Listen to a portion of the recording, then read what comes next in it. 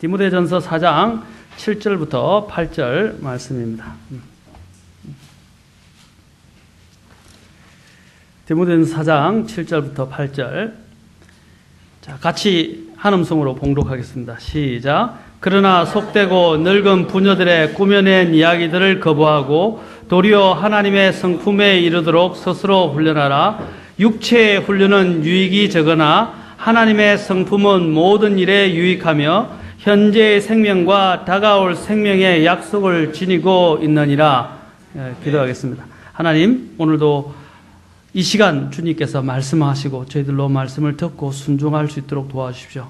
연약하고 부족하고 또 항상 실패하고 또한 주님 앞에서 너무나 어리석은 존재들을 주님께서 힘을 주셔서 하나님의 말씀에 순종하고 말씀대로 살아가고 하나님을 기쁘시게 하는 자녀들이 되도록 오늘 이 시간을 사용해 주시고 인도해 주시기를 원합니다. 저희 허물과 연약함은 감추시고 하나님의 권능의 말씀이 드러나서 하나님의 영광을 드러낼 수 있도록 도와주옵소서. 이 시간 온전히 의탁하며 예수님의 귀한 존함을 받들어 기도합나이다. 아멘. 앉으시겠습니다. 자, 우리가 하나님을 섬기는 데 있어서 하나님과 교제가 굉장히 중요한데 이것이 바로 하나님과의 교제의 문제가 경건의 훈련에 의해서 이루어지는 것이다 라고 했습니다. 경건의 이러한 경건의 시간을 통해서 경건의 훈련을 통해서 또한 우리는 세워져 가야 되고 우리를 균형 잡힌 그리스도인의 삶을 살아가도록 우리를 만들어 가야 합니다. 하나님께서 우리에게 모든 권능을 주시고 하나님의 성품까지 우리에게 주셨지만 문제는 우리가 그것을 개발하지 아니하고 또한 하나님이 우리에게 맡기신 것들을 감당해 나가지 않는다면 훈련을 해 나가지 않는다면 결코 우리는 그것을 이룰 수 없다는 것입니다. 하나님이 하실 일이 있고 우리가 해야 할 일이 있습니다. 물론 우리가 하는 모든 일들은 하나님의 은혜로 하는 것입니다. 그러나 하나님의 은혜가 있다고 해서 하나님께서 우리에게 요구하시는 것들을 주셔서 우리가 죄 가운데 계속 살라고 말씀하신 적이 없습니다. 우리가 죄를 이길 수 있는 방법은 어디에 있습니까? 하나님의 은혜를 알고 우리가 그러한 경건의 훈련을 통해서 세워가야 한다는 것입니다. 그런데 많은 사람들이 이러한 경건의 훈련들을 소홀히 여기고 경건의 훈련이 아무것도 아닌 것처럼 대수롭지 않게 대하고 있는 경우가 많다는 것입니다. 경건의 훈련이라는 것은 일종의 훈련하면 딱딱해 보이지만 이런 훈련은 하나의 좋은 습관을 자리 잡는 것이다 라는 것으로 생각하셔도 됩니다. 그러나 습관이 훈련은 아닙니다. 이해하시겠죠? 습관이 훈련은 아니지만 그러나 훈련을 통해서 좋은 습관을 형성을 시켜야 됩니다. 그렇죠? 우리 아이들도 마찬가지예요. 어릴 때부터 좋은 습관을 형성시켜야 돼요. 그 습관에 대해서는 어떻게 됩니까? 하루아침에 아이들의 습관이 형성되는 것이 아닙니다. 시간이 많이 필요하고 일관성 있는 교육을 통해서 아이들이 그런 습관이 자리 잡게 되는 것입니다. 이 습관이라는 것은 제2의 성격이라고 할 수, 제2의 천성이라고 할 수 있습니다. 이러한 습관이 잘 자리 잡아야만이 아이들이 커서도 하나님을 떠나지 않게 됩니다. 자녀를 어떻게 했습니까? 너희들은 자녀를 훈련시키라. 그러면 그가 늙었어도 나이가 들었어도 그 길을 떠나지 아니하리라. 잠언 22장 6절에서 말씀하고 있습니다. 아이가 가야 할 그 길이라고 되어 있어요. 그 길로 아이를 훈련시키라. 그래야 그가 나이가 늙었어도 그 길을 떠나지 아니하리라. 훈련시키라는 것입니다. 그래야만이 나중에 아이가 자랐어도 그 길을 떠나지 않습니다. 훈련되어 있지 않으면 제가 어릴 때 습관이 자리 잡지 못했던 그런 부분들이 아직까지 제 평생에서 저를 아프게 하고 힘들게 하고 심지어는 주님께 순종하지 못하도록 방해까지 한다는 것입니다. 어머니가 어릴 때 그런 부분을 좀 더 잡아줬더라면 집안의 분위기 속에서 이러한 부분들이 좀 더 내가 훈련이 되었더라면 더 나았을 것인데 이런 것들이 점점 나이가 들어가면서 어떻게 해요? 더 고착화되다 보니까 이게 잘 고쳐지지가 않아요. 3살 버릇 8까지 간다고 그랬어요. 근데 미국의 속담을 보니까 요람에서 무덤까지라고 그랬어요. 우리보다 더 강화된 형태로 속담을 했어요. 요람에서 무덤까지. 요람이 뭡니까? 구유 이야기하는 거예요. 애가 태어나자마자 그렇죠. 흔들의자 같은 그런 아이가 눕는 곳을 이야기합니다. 그때로부터 습관이 무덤까지 간다고 말하고 있어요. 그러면 아이들이 태어나자마자부터 아이들에게 무엇을 가르칩니까? 그 습관. 아주 좋은 습관들을 길러내야 되는데 그런 습관에 대한 기준은 어디서 오는 것입니까? 하나님의 말씀에서 온다는 것입니다. 하나님 말씀은요, 놀라운 역사랍니다. 여러분이 어떤 걸 할 때 물을 여러분이 먹을 때 어떻게 합니까? 요즘은 수돗물도 못 믿으니까 정수기를 달죠? 정수기를 답니다. 정수기를 다는 이유가 뭡니까? 물을 더 나쁜 불순물들을 걸러내고 더 좋은 물을 먹기 위해서 아닙니까? 그렇죠? 그와 같이 생각하면 됩니다. 우리가 왜 하나님의 말씀을 읽어야 되고 왜 기도해야 하고 왜 이런 경건의 습관을 해야 합니까? 하나님의 말씀을 읽음으로써 우리 안에 있는 이런 불순물들을 제거하게 되는 것입니다. 하나님의 말씀은 영적인 거울이라고 말하고 있고 하나님의 말씀은 또한 우리의 죄를 씻는 또한 하나님의 능력이라고 말하고 있습니다. 하나님의 말씀은 우리의 죄를 씻어낼 수 있습니다. 교회에 대해서 뭐라고 말하고 있습니까? 에베소서 5장에서는 하나님의 말씀에 의한 물로 교회를 씻었다고 말씀하고 있습니다. 요한복음 15장에서 예수님께서 뭐라고 말씀하셨습니까? 내가 너에게 일러준 그 말로 너희를 깨끗게 하였다고 말하고 있습니다. 하나님의 말씀은 우리를 씻어낼 수 있다는 것입니다. 그리고 더 불순물을 제거하게 되고 더 하나님 앞에 순수하게 하고 하나님 앞에 거룩하게 하고 하나님의 능력을 갖고 살아갈 수 있도록 만들어주고 우리를 점점 더 좋은 습관 가운데서 변화시키어 간다는 것입니다. 우리가 어떻게 변화됩니까? 하나님의 말씀을 먹고 하나님의 말씀을 통해서 도전받고 하나님의 말씀으로 씻어내고 하나님의 말씀으로 어떻게 해요? 정화되고 정결케 되어져야 합니다. 그래야 훈련이 되어가는 거예요. 그런 훈련의 과정이 없이는 하루아침에 우리가 어떻게 하나님의 능력을 받아서 갑자기 성경을 다 알게 되고 갑자기 순종할 수 있는 능력이 자라는 건 아니에요. 하나님이 그런 능력은 우리 안에 주셨지만 능력은 어떻게 합니까? 이미 그 안에 있는 우리의 죄와 우리의 죄의 성품과 또 여러 가지 나쁜된 습관들, 사고 방식들, 행동 방식들 이런 것들 어떻게 돼요? 이제는 하나님의 말씀의 역사와 그 능력을 가지고 어떻게 해요? 다 이제 정리정돈을 해야 돼요. 정리정돈하고 버릴 건 버리고 정리할 건 정리하고 아까 같이 하나님의 말씀으로 씻어내야 됩니다. 내가 갖고 있던 사고방식들이 얼마나 오염되어 있습니까? 얼마나 더러워졌습니까? 이것을 어떻게 해야 돼요? 씻어내야 되는 거예요. 어떻게 씻어내는 것입니까? 이걸 다른 말로 일할 때 다른 사람들은 세상 사람들은 세뇌한다고 이야기합니다. 세뇌가 뭡니까? 브레인워시라고 이야기해요. 영어로는. 브레인워시라면 이 뇌를 어떻게 해요? 씻어낸다 이래요. 그러니까 완전히 내 생각들을 갖고 있던 생각들을 완전히 다 싹 씻어서 바꿔버린다 이런 뜻입니다. 그게 세뇌라는 뜻이에요. 세뇌. 그렇죠? 마찬가지로 우리가 하나님 앞에서 구원받지 않았던 사람들이 어떻게 구원받고 금방 구원받았다고 해서 그 사람이 평생 살아왔던 그러한 습관들과 사고방식과 행동방식이 어떻게 변화되는 것입니까? 하나님의 말씀을 읽고 하나님과의 교제 관계를 하지 않는다면 해결이 되지 않는다 이 말입니다. 하나님에 의해서 변화되기 위해서는 하나님의 말씀으로 들어가야 됩니다. 우리가 히브리서 11장을 통해서 이전에 있었던 하나님의 사람들이 어떻게 살았는지 영적 훈련을 위해서 수반되는 요소들 중에 첫 번째가 하나님과 동행하는 거라고 말씀드렸습니다. 하나님과 동행해야 돼요. 두 번째는 어떻게 한다고 그랬습니까? 하나님 중심적인 삶을 살아간다라고 했습니다.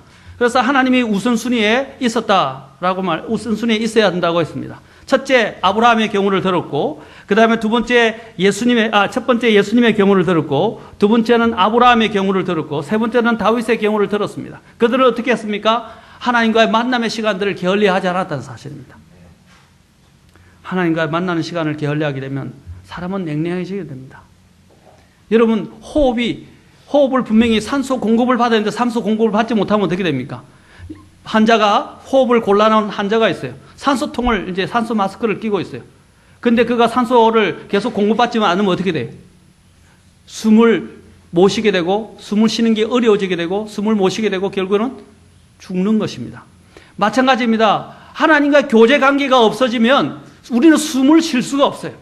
숨을 쉴 수 없으면 이 땅에서 살아갈 수가 없어요. 잠시는 견딜 줄 모르겠지만 이 험한 세상에서 살아남을 수가 없다는 것입니다. 물고기가 물에서 태어나 보십시오. 잠깐은 파다닥파다닥 한 몇 분간은 견디지만 결국에는 어떻게 해요? 힘이 없어 펄쩍펄쩍거리다가 결국에는 숨을 거두게 되는 것과 같은 것입니다. 물고기가 물속에 있어야 하는 것처럼 우리가 하나님 안에 있지 않는다면 하나님과 관계 속에서 살아가지 않는다면 어떻게 되는 것입니까? 죽는다 이 말입니다. 그것이 어디서 오는 것입니까? 경건의 훈련을 통해서 세워져 가는 것입니다. 처음부터 우리가 하나님과 교제가 깊어지지는 않아요. 하나님께서 우리를 초청하셨을 때 고린도서와 요한일서에서는 뭐라고 그랬습니까? 우리를 하나님께 교제로 우리를 부르셨다라고 말하고 있습니다. 그리고 하나님과 교제 가운데 걸어가게 하시기 위해서 우리를 또한 부르셨다라고 되어 있습니다. 그 교제가 되어져야만이 우리는 빛 가운데 걸어갈 수 있고 그 하나님이 주시는 생명 가운데서 견뎌 나갈 수 있다는 것입니다. 우리 현대인들은 너무 바쁩니다. 그렇죠? 너무 바빠서 어떤 때는 하루 주님의 말씀과 주님과의 교제 관계를 걸을 수도 있어요. 그러나 그것들이 하루를 걸을 수는 있지만 여러분도 밥을 하루는 걸을 수 있지만 며칠을 견딜 수 있습니까? 안 되죠. 그렇죠? 시간이 오래 갈수록 이제 영양이 부족해서 죽는 것과 같으면 아사한다는 거죠. 마찬가지입니다. 하루는 우리가 하나님의 말씀을 보지 못하고 하나님과 교제를 못할 수 있어. 너무 바쁘고 여러 가지 일들로 인해서 부득이한 일들로 인해서. 그러나 그것이 계속적으로 이틀, 3일, 나흘 이제 지나가면서 일주일 동안 간다고 생각해 보십시오. 살아갈 수 있겠습니까? 그 안에 남아있는 게 뭐겠어요? 하나님이 주시는 생명력은 다 빠져나가고 하나님의 능력도 다 빠져나가려면 어떻게 버티어 살 수 있겠습니까? 그렇죠? 하나님의 말씀 속에서 살아가는 그 훈련을 가져야 합니다. 만약에 사람이 배가 고프면 굶주리게 되면 밥을 갈구하듯이 우리가 하나님의 말씀을 먹지 못하고 하나님과 교제하지 못하면 어떻게 됩니까? 하나님을 갈구하고 하나님을 사모하고 하나님을 찾고 하나님에 대한 간절함이 어떻게 해요? 마치 메마른 땅이 비를 바라듯이 우리가 하나님을 갈구해야 된다는 것입니다. 그런 과정이 없다면 그 사람은 죽은 것이에요. 살아있는 것이 아니라는 것입니다.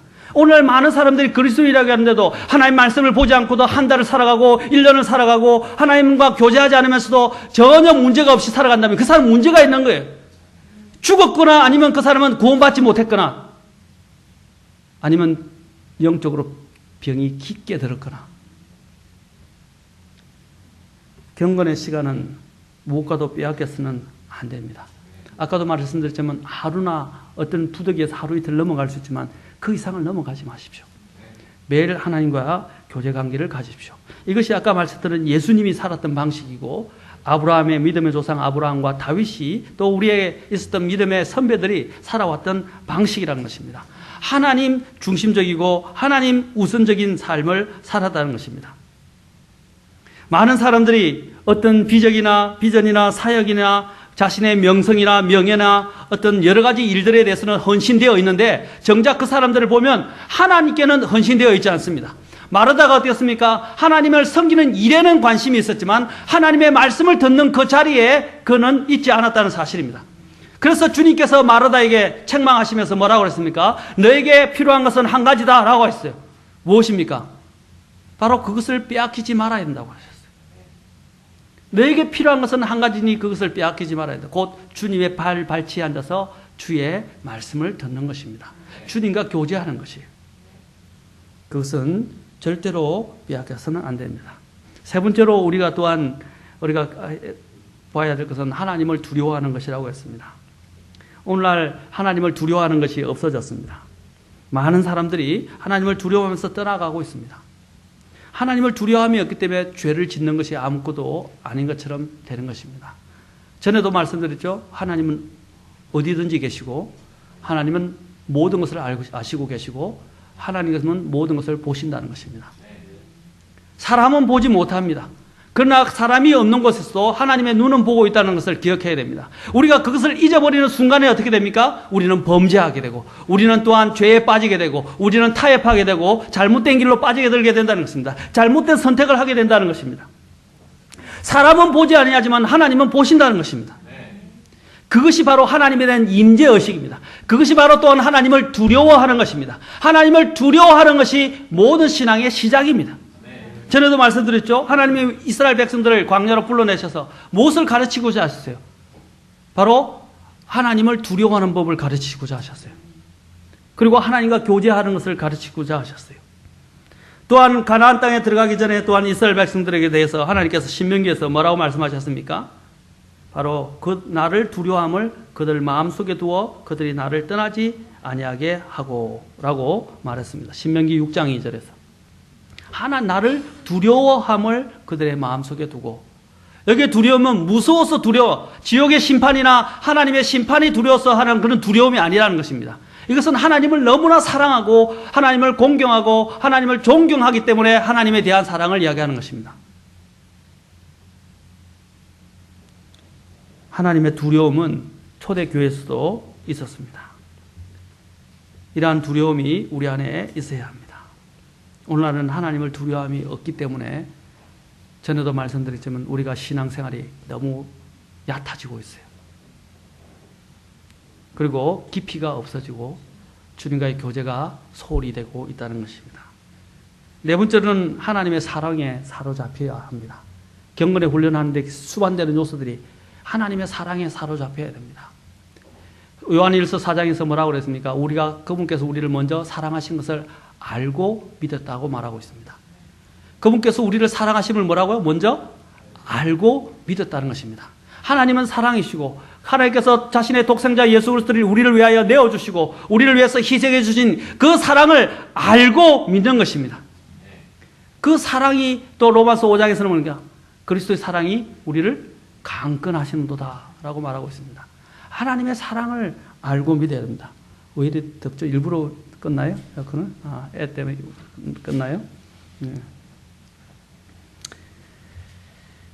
하나님께서 책망하신 게 뭡니까? 요한계시록에서 마지막 교회, 첫 번째 교회 하나님께서 책망하신 게 무엇이었어요? 에베소 교회는 모든 걸 잘하는 헌신되어진 교회였습니다. 하나님의 교리도 저버리지 않고 정말 헌신되어진 교회였습니다. 그런데 문제가 뭐였습니까?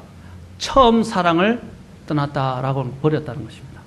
처음 사랑을 버렸다는 것입니다. 지금 저와 여러분은 어떻습니까? 하나님을 예수님의 아들에서 구원받고 죄 용서함을 받고 구원받았던 처음 사랑이 아직도 있습니까? 근데 그 처음 사랑과 지금 비교해보면 얼마나 많이 떨어져 있습니까? 얼마나 많이 식었습니까? 처음 사랑을 떠나는 것. 하나님께서는 바로 그 사랑 안에서 주님을 섬기기를 원하십니다. 그래서 사도 바울이 디모데전서 1장 15절에서 말하고 있습니까? 자, 디모데전서 1장 15절 16절 잠깐 봅시다. 디모데전서 아까 읽었지만 디모데전서 바로 1장 15절 16절.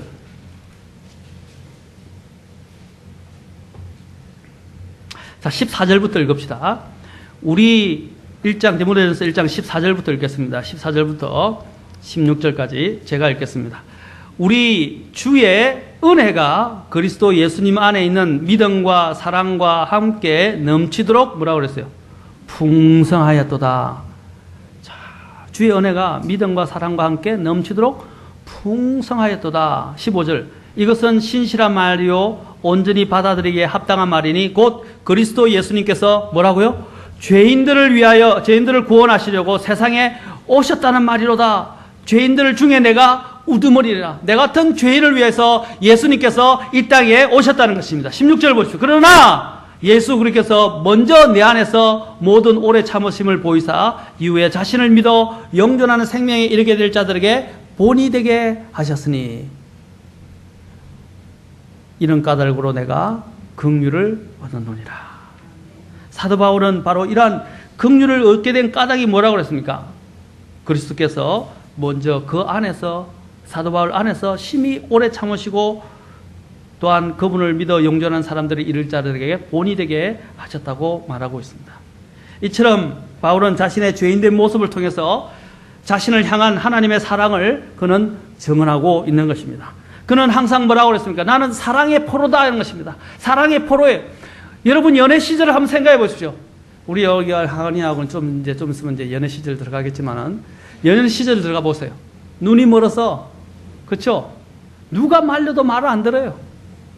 이상한 게 교회는요. 이 교회가 청소년들이 참 이걸 잘 해야 되는데 청소년들이 이 연애만 하면요.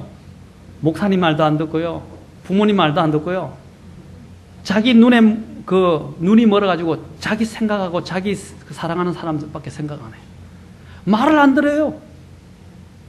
나 이게 분명히 그게 문제가 되고 이런 방식으로 하면 안 된다는 것도 귀담아 듣지를 않아요. 그러니까 꼭 보면 문제를 일으키더라고요. 여러분 사랑하기에 대해서 눈이 멀면 어떻게 해요? 다른 게 안 보입니다. 마찬가지로 우리가 주님과의 사랑관계가 깊어지면 다른 게 안 보여요. 그렇죠? 그래서 주님과의 사랑관계가 너무 깊으니까 뭐예요? 부모도 어떻게 해요? 부모와 부모를 사랑하는 것이 주님을 사랑하는 것과 비교해 보니까 이것은 미워하는 것과 같이 되는 거예요. 내 아내를 사랑하는 것이 주님을 사랑하는 너무 강도가 강하니까 내 아내를 사랑하는 조차도 미워하는 것처럼 보이기 시작하는 거예요. 주님 뭐라 너희가 내 제자가 되려면 부모나 아내를 미워하지 아니하면이라고 할 때 그 미워한다는 말은 진짜 미워한다는 뜻이 아니라 하나님을 사랑하는 것에 비교할 때 보면 이것이 너무 형편없고 이것은 하나님의 사랑에 비교할 수가 없다는 것입니다. 하나님 사랑에 비교해 보니까 오히려 미워진다는 그러한 형태로 말씀을 하시는 거예요. 이해하시겠습니까? 하나님의 사랑 안에서 우리는 사도 바울은 바로 이러한 하나님의 사랑을 갖고 있었기 때문에 자신의 죄인된 모습을 더 알게 되면서 주님의 사랑의 포로가 되었습니다. 그래서 그는 감옥 서신을 쓰면서 뭐라고 말하고 있습니까? 나는 예수 그리스도의 갇힌 자라고 말하고 있어요. 그 말의 의미가 뭔지 아십니까? 그가 예수님 때문에 복음 때문에 로마에 실제로 갇혔지만 그가 말하는 것은 실제로 로마에 갇힌 것을 말하는 것이 아니라 예수 그리스도에게서 사로잡혔다 이 말입니다. 포로된 사람이에요. 예수 그리스도로 가득 차 있어서 그는 예수 그리스도의 포로가 되었다는 것입니다. 사랑하는 성도 여러분, 여러분들은 정말 주님의 사랑에 사로잡혀 있습니까? 이러한 사랑에 사로잡히게 하는 것이 무엇입니까? 바로 경건의 훈련을 통해서 이 사랑이 깊어져 갑니다. 처음에 그 뜨거운 사랑은 우리가 좀 있으면 식어져요. 그런데 이것을 유지할 수 있는 것이 무엇입니까?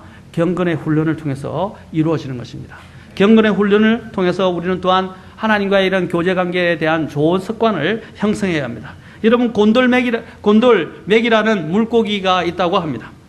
심리학자들이 그 물고기를 시험을 했습니다. 곤돌메기를 잡아서 커다란 수족관에 넣고 그 수족관에 있는 작은 물고기들을 잡아먹으며 살게 했습니다. 며칠 후에 이 곤돌메기와 먹이인 작은 물고기 사이에 얇은 유리막을 넣어서 차단을 시켰습니다. 이 곤돌메기는 바로 눈앞에 먹이가 있었지만 아무리 잡아먹으려 해도 유리막에 부딪힐 뻔 빈번히 실패할 수밖에 없었습니다. 이렇게 며칠이 지난 후에 유리막을 살짝 채워줬어요. 그러자 푸짐한 만찬을 다시 허락받은 곤돌메기가 먹이를 향해서 돌진을 해서 포식할 때까지 사냥을 계속할 것처럼 느껴졌지만 실제로는 전혀 다른 결과를 나타내었습니다. 바로 머리 위에 놀고 있는 그 작은 물고기를 보고도 이 곤돌메기는 전혀 반응을 보이지 않았다는 것입니다. 그래서 이 곤돌메기에게 이들 작은 고기들을 이미 잡아먹을 수 없는 그림의 떡처럼 머리에 세뇌가 되어버렸어요. 그래서 끝내 곤돌메기는 어떻게 했는지 아십니까? 그 풍성한 만찬을 즐기지도 못하고 굶어 죽었습니다. 이것은 무엇을 말해주는지 아십니까? 우리의 습관에 무서운 것을 이야기해 주는 것입니다. 우리의 습관이 하나님 앞에서 경건의 습관이 잘못 자리 잡고 경건의 훈련이 되어지지 않고 경건한 훈련을 통해서 습관이 자리 잡지 않으면 어떻게 돼요? 그것이 우리를 죽인다는 것입니다. 이런 훈련, 이것은 얼마나 중요한 것이 모릅니다. 어떤 때는 이 훈련이 무의식적으로 죄를 몰아낼 수 있을 만큼 어떻게 해요? 우리 안에 습관화되어 있어야 됩니다. 악이 들어올 때 어떻게 해요? 악을 보고 마치 공이 날아오면 어떻게 해요? 공을 보고 사람이 피하죠. 그것처럼 악이 내 유혹으로 다가올 때 아예 무조건 반사적으로 공을 피하듯이 사람이 우리가 그 죄악을 피해버려야 한다는 것입니다. 그것이 습관이 자리 잡아야 돼요. 그런 습관이. 죄가 오면 아예 쳐다보지도 않고 고개를 돌려버릴 만큼 그런 경건의 훈련이 되어 있어야 된다는 것입니다. 여러분 그렇게 되어 있습니까? 죄 보면 하다가 빠져들어가죠. 그래서 죄를 짓게 된다고. 그런 정도의 무의식 상태에서까지도 죄에 대해서 거부할 수 있는 그런 훈련이 되어야 한다는 것입니다. 우리가 보통 훈련 가운데서 과학적으로 조건반사, 무조건반사가 있잖아요. 그렇죠? 조건반사는 그게 따라서 딱 조건에 따라서 움직이는 것이지만 무조건반사는 거기에 의지에 관계없이 움직이는 거죠. 경건의 훈련이 되어진 사람은요, 무조건적으로 어떻게 해요? 탁탁탁탁 쳐내, 끊어내요. 그게 좋은 훈련 습관이라는 것입니다. 물론 습관이 하나님을 경건하게 만들어준 건 아닙니다. 그러나 경건의 훈련을 통해서 좋은 습관을 가져서 하나님을 섬기는 것은 좋은 것이라는 것입니다. 이해하시겠죠? 습관이 사람을 경건한 사람으로 만들어주지는 않습니다. 그러나 경건의 훈련을 통해서 좋은 습관을 길러내서 아까 무조건 반사적으로 또 하나는 무의식 중에라도 이러한 죄를 밀어내고 하나님과 교제 관계 속에 들어가고 하나님과 이러한 또한 교제 관계 속에서 하나님의 능력을 끌어내는 그런 삶을 살아야 한다는 것입니다. 여러분, 하나님 안에 있는 사랑을 항상 간직하십시오. 아까 사도 바울이 디모데전서 이야기한 내가 죄인들 중에 우르몬인데 나 같은 죄인들을 주님이 찾아오셨고 긍휼을 베풀어 주셨다는 것. 로마서 5장 8절에서 말한 것처럼 그리스도의 사랑이 우리를 강건하시는 도다. 여러분, 그리스도의 사랑이 내 안에서, 십자가의 사랑이 내 안에서 나를 붙잡고 있어야 됩니다. 그게 우리의 생명줄이에요. 그렇지 않습니까? 예수님이 왜 십자가에 죽으셨는가를 생각해야 합니다. 그렇지 않으면 어떻게 해요? 우리는 죄에 지게 됩니다. 예수님이 죄 때문에 십자가에 죽었지 않았습니까? 그렇죠? 또한 사탄의 일을 멸하시려고 죽었지 않았습니까? 그러면 어떻게 해요? 그 주님의 십자가의 사랑에 대한 것이 내 마음에 가득 차 있을 때 어떻게 해요? 내가 예수님이 십자가에서 죄 때문에 죽으신 것처럼 나도 죄를 미워하게 된다는 것입니다. 그리고 힘이 생긴다는 것입니다. 만약에 실패하게 되면 어떻게 해요? 다시 십자가로 들어가서 십자가에서 다시 시작하라는 것입니다. 그것이 경건의 능력이 되는 것입니다. 시편 42편하고 시편 27편만 읽고 이제 우리가 오늘 정리하겠습니다. 시편 42편 1절 2절 봅시다. 여러분이 잘 아는 구절입니다. 이제 시편 42편. 이거는 여러분들에게만 설교하는 것이 아니라 저도 마찬가지입니다. 저도 목회자이지만 아직도 부족하고 하나님 앞에서 연약합니다. 저 천국에 이를 때까지는 저 또한 하나님 앞에서 완전하지 못하고 또 저도 넘어지고 실패할 때도 있습니다. 그러나 다시 일어설 수 있는 이유가 무엇입니까? 경건의 훈련과 주님과 교제와 주님이 생명이 있고 또 주님에 대한 마음이 있기 때문에 다시 일어설 수 있는 것입니다. 그렇지 않습니까? 전에도 이야기했죠. 여기 우리 이제 웅이는 크면 이제 걸어 다니기 시작하겠지만 걸어 다니면 어떻게 해요? 이제 아장아장 걷기 시작하다 계속 자빠질 거 아닙니까? 자빠져서 엄마가 이리 온 했는데 애가 넘어집니다. 계속해서 넘어집니다. 일어서다가 넘어집니다. 근데 엄마가 너 넘어졌으니까 너는 나와 이제 더 이상 같이 함께할 수 없어. 너는 내 자식이 아니야. 이렇게 이야기할 수 있습니까? 아니라는 것입니다. 하나님은 기다리신다는 것입니다. 아이가 어떻게 다시 일어설 수 있습니까? 엄마가 책망하지 않고 엄마가 이리 온 괜찮아. 일어설 수 있어. 너는 할 수 있어. 라고 이야기해서 기다리고 손을 이렇게 하니까 어떻게 해요? 애가 다시 넘어졌다가 일어나서 어떻게 해요? 엄마한테 또 아장아장 걸어오기 시작하는 것입니다. 그렇죠?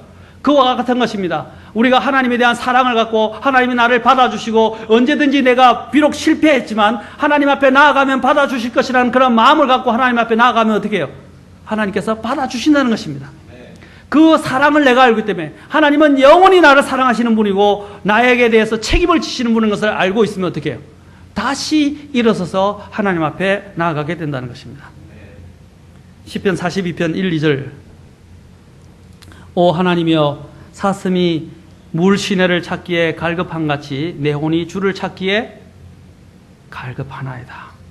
내 혼이 하나님 곧 살아계신 하나님을 찾기에 목이 타니 내가 어느 때에 가서 하나님 앞에 보이리요. 이것이 하나님 앞에 나아가는 마음의 자세입니다. 이런 마음이 있어야만이 어떻게 됩니까? 이런 마음이 있어야만이 주님 앞에 나아갈 수 있어요. 그리고 경건의 훈련을 받을 준비가 되어지는 것입니다. 시편 27편 4절 또 보십시오.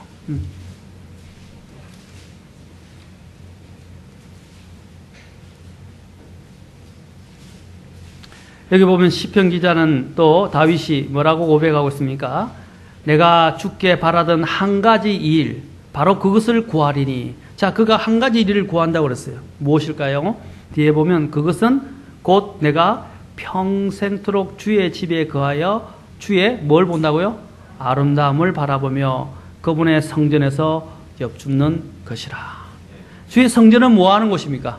주님께 경배하는 곳이고 주님을 만나는 곳이고 주님과 교제하는 장소 아닙니까? 그렇죠? 그래서 주님 앞에 나아가서 어떻게 해요? 뭘 본다고 그랬어요? 주님의 아름다움.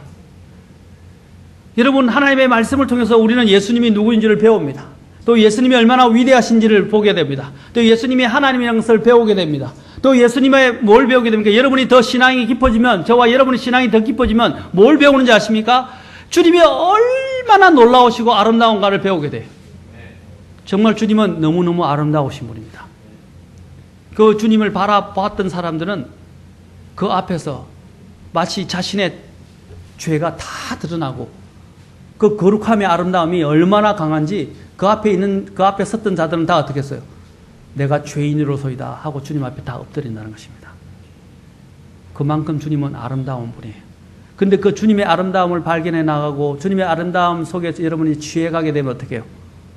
세상의 이 아름다움이라고 보여지는 인위적이고 가공적이고 형식적이고 육신적인 이러한 아름다움들은 어떻게 해요? 세상적인 아름다움들은 다 추하고 더러운 것으로 느껴진다는 것입니다. 주님의 아름다움이 내 안에 차기 시작하니까 세상에 대한 것들이 더 이상 나한테 들어오지를 못하는 거예요. 여러분 주님의 아름다움을 보세요. 다음에 제가 주님의 아름다움에 대해서 설교할 것입니다. 이러한 믿음의 신앙이 깊어지게 될 때 결국에는 우리는 어떻게 합니까? 주님 중심적인 삶을 살아가고 주님 안에서 우리 자신들을 더 믿음 안에서 훈련시켜가면서 살아가게 될 것입니다. 하나님의 말씀을 놓치지 마십시오. 개인적인 기도하는 시간들을 또한 빼앗기지 마십시오. 하나님과의 교제 시간들이 깊어지면 깊어질수록 여러분에게 유익이 되면 유익이 되는 것입니다. 아까 그랬죠? 육체의 훈련은 유익이 적으나 경건의 훈련은 뭐라고요? 하나님을 따르는 성품의 훈련은 이 세상뿐 아니라 장차 올 세상에도 유익이 크게 된다는 것입니다. 그리고 생명에 연관되어진다는 사실입니다. 사랑하는 성도 여러분, 경건의 훈련을 빼앗기지 마십시오. 처음에 시작하는 것은 쉬운 일이 아닙니다. 실패할 수도 있고 못할 수도 있습니다. 그러나 반드시 확보해야 할 것이 주님과 나만의 시간입니다. 이것이 이루어지려만이 교회 성도들이 교회에 왔을 때 힘을 가질 수 있어요. 여러분이 주님과 못 살다가 교회 오면 죄만 생각나고 교회 목사님의 말씀을 들으면 또 어떻게 해요? 찔림만 되고 교회 오게 되면 사람들과 내가 영적으로 바라지 못하니까 돼요. 계속 위축되고 그러니까 교회에서 소외되고 다른 사람들과 교제하는 게 편하지 못하고 그러니까 교회까지 문제가 돼요. 개인의 경건의 훈련이 안 되고 주님과의 관계가 안 되면 어떻게 해요? 교회 안에 와서도 문제가 된다는 것입니다. 교회 안에 와서 성도들 간의 교제가 안 돼요. 교회 안에 와서 경배를 들다가도 자꾸 방해가 돼요. 그러니까 위축되어 가는 거예요. 그러면 어떻게 해요? 위축이 자꾸 심화되면 어떻게 해요? 소외되지기, 스스로를 소외시키기 시작해요. 그럼 모임에 오는 게 부담스럽고 성도들과 만나는 게 부담스럽고 성도들과 기도하는 게 부담스럽고 그러니까 교회가 이제는 다음 주에 같이 하고 교회를 이제 모임을 빠지게 되고 모임에 안 오게 되고 점점점 모임에 안 오는 횟수가 많아지게 되고 주님부터 떠나가게 되는 거예요. 그것은 분명한 이치입니다. 그러나 내가 개인적으로 주님과 교제가 풍성해지면 어떻게 해요? 주님의 교회를 사랑하게 되고 주님의 성도들을 사랑하게 되고 주님의 교회를 위해서 기도하게 되고 주님의 성도를 위해서 기도하게 되고 교회에 와서 뭔가 하고 싶어지고 주님을 경배하고 싶은 날이 손꼽아 기다려지는 그런 삶으로 바뀌어진다 이 말입니다. 그게 정상적이에요. 그래서 주님과의 교제 관계가 개인적인 교제 관계가 잘 되어져야 돼요. 그래야 그런 사람들이 많이 모이면 모일수록 어떻게 돼요? 교회는 힘을 내는 것입니다. 마른 장작을 아무리 모아봐야 어떻게 해요? 불이 탈 수 있습니까? 그러나 완전히 마른 장작을 어떻게 해요? 불을 지피면 어떻게 해요? 화덕이 되면 불이 잘 타는 것입니다. 그렇죠? 그리고 하나씩 여면 어떻게 돼요? 그것을 오래 가지 못하지만 그 장작을 한꺼번에 같이 모여 불이 확 붙으면서 오랫동안 불이 간다는 것입니다. 그것처럼 개개인의 마른 장작처럼 개개인이 잘 훈련되어져서 교회에 모여서 함께 이렇게 모여지게 되면 그 불은 하나님께서 성령을 통해서 역사하시는 그 불의 역사는 제가 성령의 불을 이런 잘못된 거 이야기하는 게 아닙니다. 그 뜨거움의 역사는 사탄도 어떻게 할 수가 없을 정도로 강해진다는 것입니다. 죄도 이길 수 있는 그런 권능들이 역사하기 시작한다는 것입니다. 그러면 교회 안에 회개의 역사가 일어나기 시작하고 교회가 변화되기 시작하고 사람들이 구원받기 시작하고 사람들이 변화받기 시작한다는 것입니다.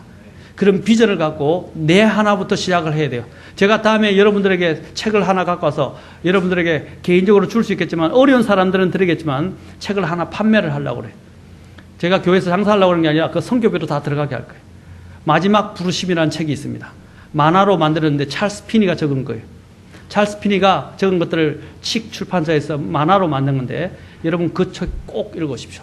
전에 바이블 소원에서 제가 바이블 소원에서 만드는 건데 마지막 부르심 그 책을 꼭 읽으십시오. 그러면 여러분 마음속에 찔림과 함께 회개의 바람이 일어나게 될 것이고, 회개하게 되기 시작하면 이제 교회 안에서 하나님께서 역사하시는 것들이 나타나기 시작합니다. 주님과의 관계 속으로 다시 들어오십시오. 실패한 거 과거를 돌아보지 말고 다시 지금부터 시작해도 늦지 않습니다. 아멘? 지금부터 다시 시작하시기 바랍니다. 그리고 주님의 긍휼을 구하면 주님은 언제든지 그분께 나오는 자들을 받아주시는 분이라는 것을 기억하시기 바랍니다.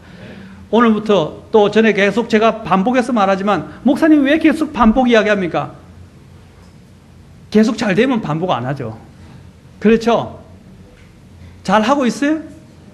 잘 하고 계신데 제가 계속 잔소리처럼 이야기하는 건가요? 잘 못하고 있기 때문에 말씀드리는 거예요. 이것이 기본적으로 되어져야만이 교회가 세워질 수 있습니다. 오늘부터 하지 못한 부분들부터 다시 세워가도록 하십시오. 다음부터 영적 훈련의 수단에 대해서 좀 더 구체적으로 좀 더 배우도록 하겠습니다.